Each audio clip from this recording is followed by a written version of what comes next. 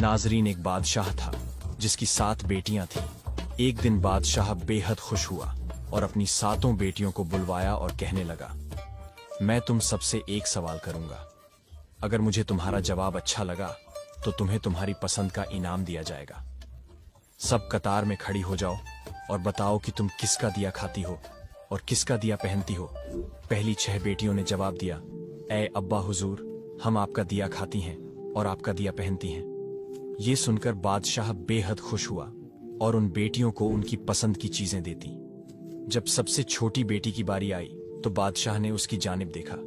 उसकी आंखों में मासूमियत और एतमाद लग रहा था।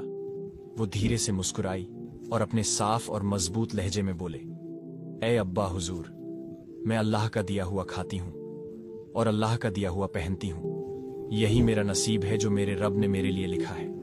जो कुछ भी मेरे पास है वो उसी की इनायत है। ये अल्फाज सुनकर दरबार में एक लम्हे के लिए खामोशी छा गई। यह जवाब एक आम जुमला नहीं था, बल्कि तवक, शुक्र और हकीकी समझ का कास था। उसके लहजे में ऐसी गहराई थी कि हर शख्स हैरत ज़दा हो गया। उसकी बात में एक गैर मामूली सच्चाई और आजिज़ छुपी थी, जैसे वह दुनिया की तमाम नेमतों को हकीकी मालिक की तरफ मंसूब कर रही हो। बादशाह के चेहरे पर गुस्से और हैरत के मिले जुले जज्बात थे।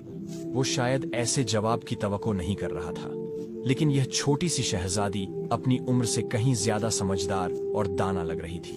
उसकी बात में एक खामोश पैगाम यह भी था कि हकीकी शुक्रगुजारी इंसान को जमीन से उठाकर आसमान की बुलंदियों तक पहुंचा सकती है, बशर्ते कि वह दिल से अल्लाह पर यकीन रखे। बादशाह यह सुनकर गुस्से से कांप उठा।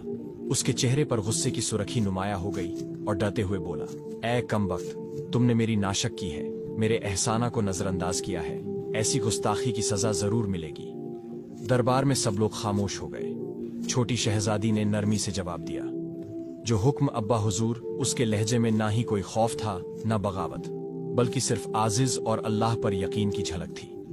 बादशाह गुस्से में आकर बोला, इस गुस्ताख को मौत की सजा दी जाए। सिपाहियों, इसे फौरन फांसी के लिए तैयार करो। यह सुनकर दरबार में हलचल सी मच गई। बादशाह की छोटी बेटी पर मौत की सजा सुनाना एक गैर मामूली बात थी। सबकी नजरें शहजादी पर थीं, जो उस वक्त पुरसुकून खड़ी थी। उसके चेहरे पर खौफ का कोई निशान नहीं था, बल्कि एक अजीब सा इत्मीनान था, जैसे वो जानती हो कि उसका रब उसके साथ है। इसी दौरान बादशाह का वजीर आगे बढ़ा। वो बादशाह के करीब आकर बोला, ऐ आलीजा, अगर इजाजत हो तो कुछ अर्ज करूं। बादशाह ने गुस्से से उसकी तरफ देखा और कहा, बोलो, लेकिन जल्दी करो। वजीर ने नरमी से कहा, बादशाह सलामत, यह आपकी अपनी बेटी